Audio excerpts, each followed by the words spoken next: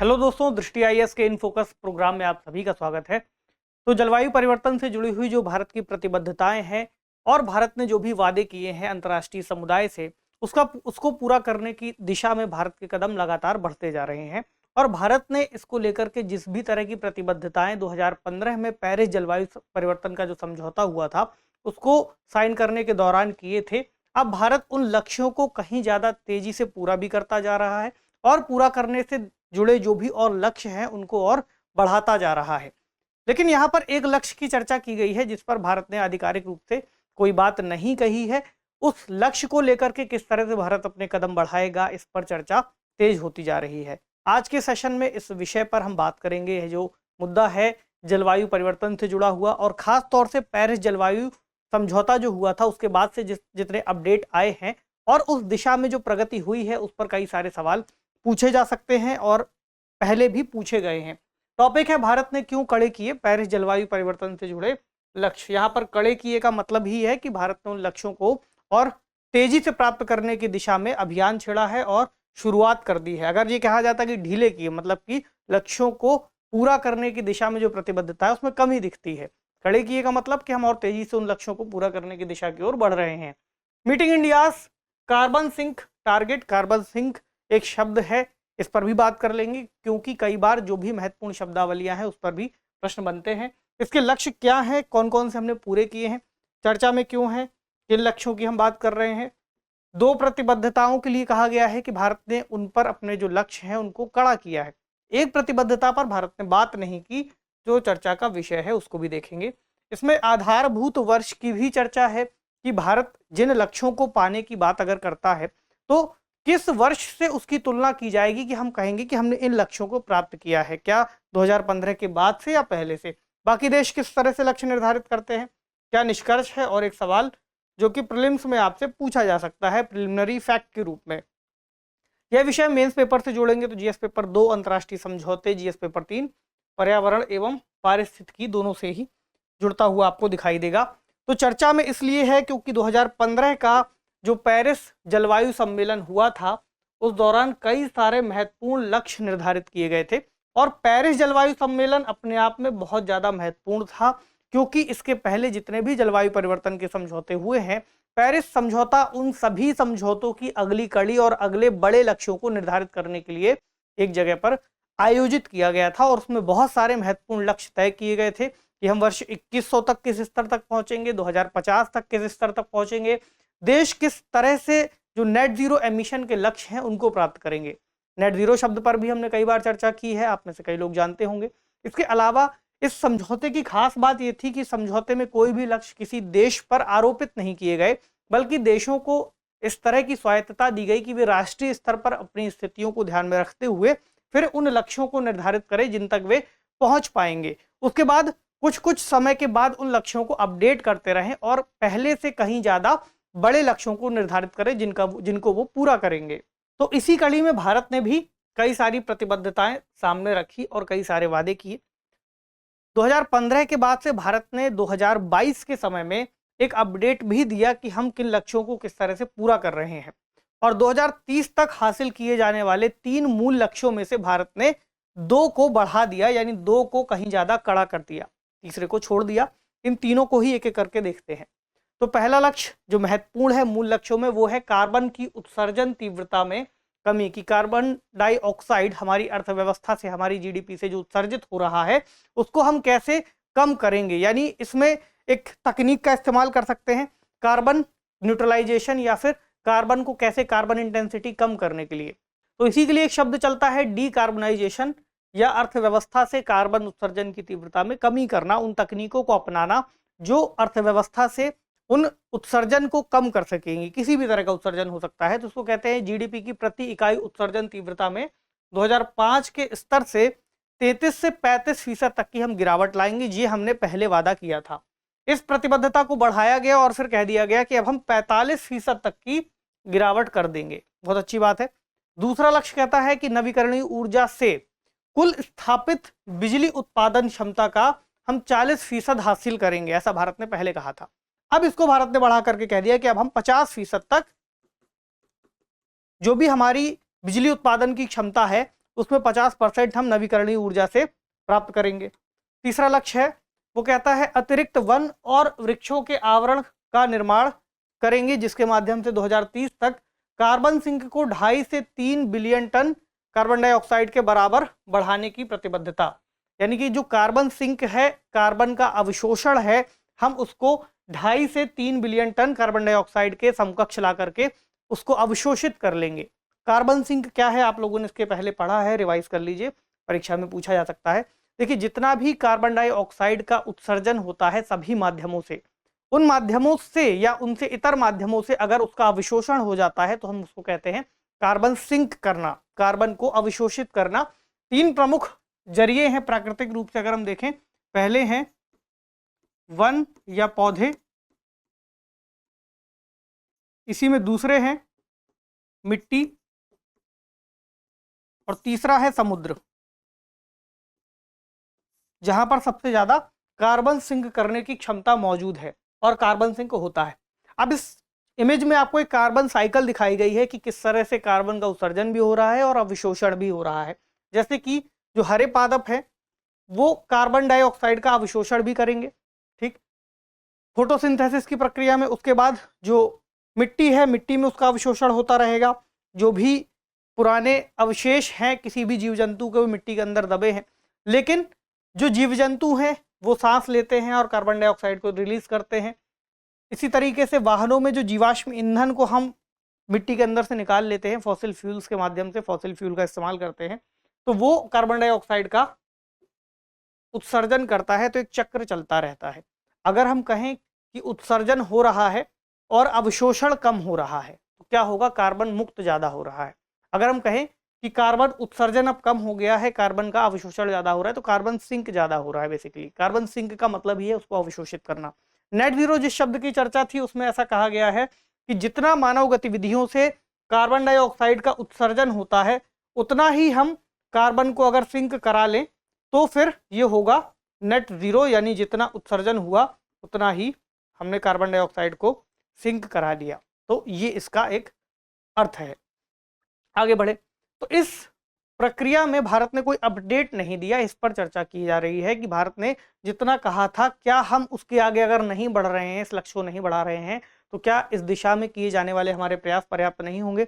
जबकि 2021 में अगर हम देखें तो ग्लासगो की जो जलवायु बैठक हुई थी उसमें भी भारत ने 5 सूत्री पंचामृत कार्यक्रमों की घोषणा की थी। पंचामृत के एक लक्ष्य तय किए थे, लेकिन उसमें भी हमें जो तीसरा लक्ष्य है ये दिखाई नहीं देता। यहाँ आपको दिख जाएगा। COP26 की बैठक थी जो ग्लासगो में आयोजित हुई थी, तो उसमें जो पहला लक्ष्य तय किया गया है वो है 2030 तक भारत अपनी नॉन फॉसिल एनर्जी क्षमता को 500 गीगावाट तक पहुंचा देगा, यानी जिसमें जीवाश्म ईंधनों का उपयोग ना किया जाए। दूसरा, भारत 2030 तक अपनी 50% ऊर्जा की जरूरतें रिन्यूएबल एनर्जी से पूरी करेगा। तीसरा, 2030 तक के कुल प्रोजेक्टेड कार्बन एमिशन में 1 बिलियन टन की कमी करेगा। चौथा, भारत 2030 तक इकोनॉमी की कार्बन इंटेंसिटी को 45% से भी कम रखेगा। और पांचवा, साल 2070 तक भारत कार्बन एमिशन में नेट जीरो का लक्ष्य हासिल करेगा। तो एक सवाल यहां पर भी बन सकता है कि भारत ने किस वर्ष के लिए नेट जीरो का जो लक्ष्य है वो तय किया है। याद रखिएगा 2070 के लिए। अलग अलग देश हैं जिनका ये लक्ष्य अलग अलग हो सकता है। चीन का अलग हो सकता है, USA का अलग हो सकता है। तो तीसरी जो प्रतिबद्धता है उस पर चर्चा बहुत ज्यादा तेज हुई है। कई लोग ऐसा मानते हैं कि भारत संभवतः इस लक्ष्य पर पिछड़ रहा है और ऐसा हो सकता है कि हम इस लक्ष्य को पूरा ना कर पा रहे हो, इसलिए हमने इस लक्ष्य पर बात नहीं की। हालांकि 2022 के सरकारी आंकड़े बताते हैं कि 2015 के बाद से 6 सालों में carbon sink 703 million tonne carbon dioxide के इक्विवेलेंट या हम कहें समतुल्य बढ़ा है। तो इसमें वृद्धि तो हो रही है, लेकिन लोगों का मानना है कि अगर इस गति से 2030 तक हम 2.5 से 3 बिलियन टन जो CO2 का लक्ष्य रखा है तो हम इसको पूरा नहीं कर पाएंगे। अब यहाँ पर जो समस्या है उसको समझिए कि कार्बन सिंक का जो 2015 का लक्ष्य है वो सटीक रूप से परिभाषित नहीं किया गया था। 2015 में जो भी समझौता हुआ था उसमें ये नहीं कहा गया था कि किस तरह से इसको पूरा करना है, किस वर्ष की तुलना में हम इसको मानते हैं। इसलिए भारत ने ये कहा है कि 2030 तक का जो 2.5 से 3 बिलियन टन कार्बन डाइऑक्साइड के बराबर का कार्बन सिंक बनाना है, भारत उसको पूरा करेगा। इसमें क्या हुआ कि ये नहीं कहा गया कि आपको किस आधार वर्ष के हिसाब से करना है, तो भारत ने इसके लिए फिर एक आधार वर्ष को तय किया है। देखते हैं तो वन और वृक्षों के आवरण के माध्यम से हम ऐसा कर सकते हैं। इसमें हालांकि आधार रेखा का उल्लेख नहीं है, लेकिन उत्सर्जन तीव्रता की हमने पीछे बात की थी, उसमें 2005 का जो वर्ष है आधार वर्ष के रूप में तय किया गया था, और नवीकरणीय क्षमता पर जो प्रतिबद्धता जाहिर की गई उसके लिए आधार रेखा की आवश्यकता नहीं थी, क्योंकि ये अपने आप में एक ऐसा टारगेट है जिसको हमें पूरा करना ही है। अब इसके लिए ये भी कहा गया है कि 2015 का जो जलवायु परिवर्तन समझौता है उसमें जो लक्ष्य तय किए गए थे उनकी घोषणा काफी जल्दबाजी में की गई थी, क्योंकि इस समझौते को हमें पूरा कराना था। दूसरा, समझौता महत्वपूर्ण था सभी देशों के लिए, इसलिए भी इस तरह से किया गया होगा। लेकिन जो उत्सर्जन तीव्रता है और नवीकरणीय क्षमता पर भारत ने 2 लक्ष्य निर्धारित किए हैं, वो भारत के लिए काफी सामान्य थे और इनको सटीक रूप से परिभाषित करना भी आसान था। लेकिन अगर कार्बन सिंक की बात आएगी तो भारत किस तरह से अपने क्षेत्रफल के अंतर्गत इस बात को तय कर पाएगा कि कार्बन जो उत्सर्जन है उसमें हम कैसे इतना सिंक करेंगे, इसके लिए विस्तृत अध्ययन की आवश्यकता पड़ती है, जिसके चलते भारत ने ऐसी बात कह दी थी कि हम इतना कर लेंगे। लेकिन संसद में 2005 की आधार रेखा का फिर हमें जिक्र देखने को मिलता है, जब एक लिखित उत्तर में पर्यावरण मंत्री ने इसका जवाब दिया था, क्योंकि कई सारे सवाल ये भी हैं कि जो हम कार्बन सिंक करने जा रहे हैं उसमें वनों का साइज बढ़ाने जा रहे हैं, तो किस तरह से हम इसे करेंगे, मतलब 2015 के बाद से 2030 तक का लेकर के चलेंगे कि उस हिसाब से कार्बन उत्सर्जन में गिरावट होगी, या फिर उस आधार वर्ष के हिसाब से करेंगे। तो संसद में कह दिया गया है कि 2005 इसके लिए आधार वर्ष होगा, और भारत 2005 के आधार वर्ष की तुलना में पहले ही 1.97 बिलियन टन अतिरिक्त कार्बन सिंक प्राप्त कर चुका है, ऐसी जानकारी मिली है। इसके अलावा देश के वन और वृक्षों के आवरण को बढ़ा करके हम बाकी के लक्ष्यों को प्राप्त कर सकते हैं। तो इस हिसाब से देखा जाए तो 2005 का अगर बेस ईयर हम ले लेते हैं तो फिर कार्बन सिंक को जो लक्ष्य है हमारा उसे हम प्राप्त कर पाएंगे। हालांकि जो पेरिस समझौता है वो कहता है कि देश अपने जलवायु लक्ष्यों को स्वयं निर्धारित करें, और यूएसए सहित कई सारे ऐसे देश हैं जिन्होंने 2005 को कई अपनी प्रतिबद्धताओं के लिए आधार वर्ष के रूप में माना है।